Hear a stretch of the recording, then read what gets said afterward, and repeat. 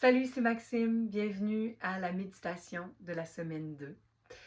Notre sujet cette semaine, c'est la force. La force physique, oui, mais la force qu'on a à l'intérieur de nous. Cette force-là qu'on sous-estime trop souvent, qui nous permet de traverser des épreuves, qui nous permet d'avancer. C'est une force qui est dans l'abandon et non dans la contraction. Ce que je veux dire, je vous donne un petit exemple. Imaginez un chêne droit, fort, avec des grosses racines, et un roseau. Le roseau, petit, flexible. Grand vent, le chêne, lui, risque de craquer parce qu'il est droit, il est peu flexible, tandis que le roseau, lui, va plier au gré du vent. C'est un peu ça la force intérieure. La force intérieure, c'est d'accepter ce qui est et d'avancer malgré tout, dans le calme et la confiance. Alors, on va connecter avec ce calme-là, cette présence d'esprit, cet état d'être, en fait, d'où part notre force intérieure. Alors, asseyez-vous confortablement, les fessiers ancrés sur un coussin ou sur une chaise. Si vous êtes sur une chaise, placez les pieds au sol. On va placer une main sur le cœur et une main sur le ventre. Fermez les yeux. On va inspirer profondément ensemble par le nez. Expire par la bouche. Inspire par le nez. Expire. Encore une fois. Inspire.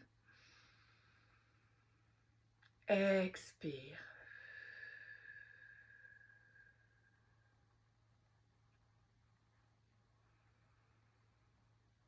Imaginez au centre de votre ventre, de votre plexus solaire, une boule de feu ou de lumière. C'est notre force. Notre force qui nous aide à dissoudre les tensions, les résistances.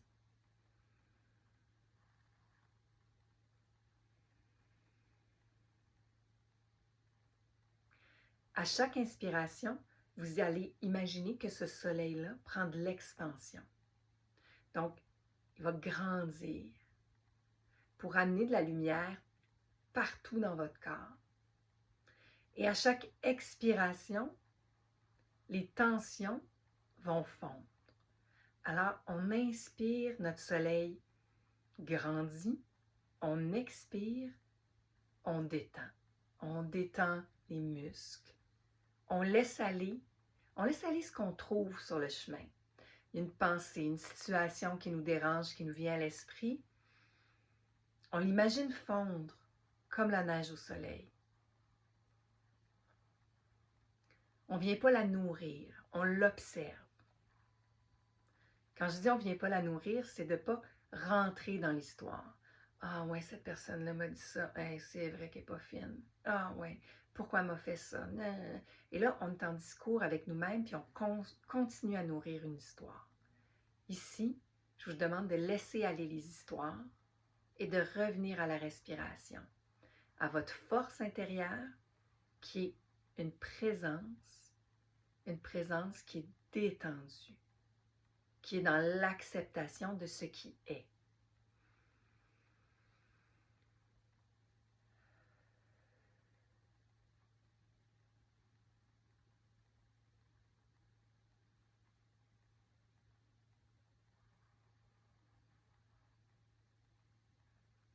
Il y a un très beau mantra de Michael Singer, que vous connaissez peut-être comme auteur, qui dit quelque chose comme « Je suis capable, je suis capable ».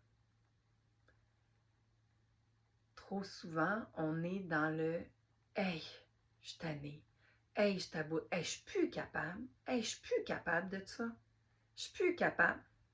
C'est une expression, c'est quelque chose qu'on se dit, on va le dire à l'extérieur, on va le dire aussi à l'intérieur de nous. quand des situations inconfortables, difficiles surviennent. Alors, je vous invite à changer ce discours-là et répéter intérieurement pour les 5 prochaines respirations. Donc, à l'inspire, je suis capable. Donc, je suis capable d'affronter ces situations-là. Je suis capable.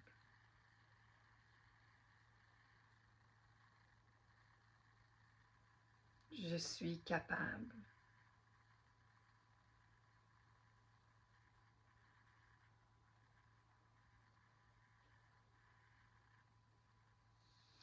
Quand vous êtes prêt, prête, vous pouvez ouvrir les yeux. Et je vous invite à vous répéter ce mantra cette semaine. Donc, je suis capable. Et à chaque fois qu'une situation se présente, vous sentez que vous n'avez peut-être pas la force pour l'affronter, vous êtes profondément irrité, dérangé par la situation, revenez à la respiration, donc à une présence.